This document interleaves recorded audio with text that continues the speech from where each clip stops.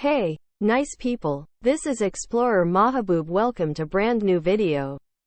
Today we will talk only about propellers. Let's get started.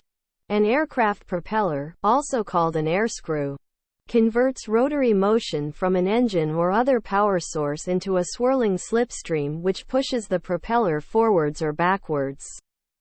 It comprises a rotating power-driven hub, to which are attached several radial airfoil-section blades such that the whole assembly rotates about a longitudinal axis. The blade pitch may be fixed, manually variable to a few set positions.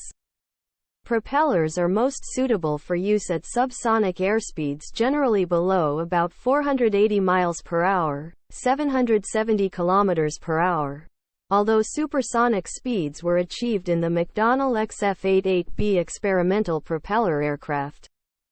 The efficiency of the propeller is influenced by the angle of attack, alpha.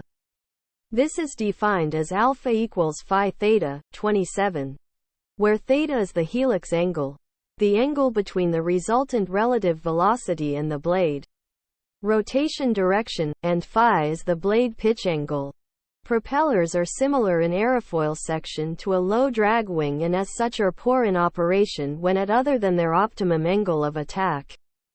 Aircraft with conventional propellers, therefore, do not usually fly faster than Mach 0.6. There have been propeller aircraft which attained up to the Mach 0.8 range, but the low propeller efficiency. Blade twist. The tip of a propeller blade travels faster than the hub.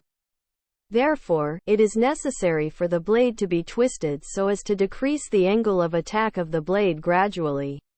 Thrust loads on the blades, in reaction to the force pushing the air backwards, act to bend the blades forward. A centrifugal twisting force is experienced by any asymmetrical spinning object. In the propeller it acts to twist the blades to a fine pitch. The propellers on some aircraft can operate with a negative blade pitch angle, and thus reverse the thrust from the propeller. This is known as beta pitch.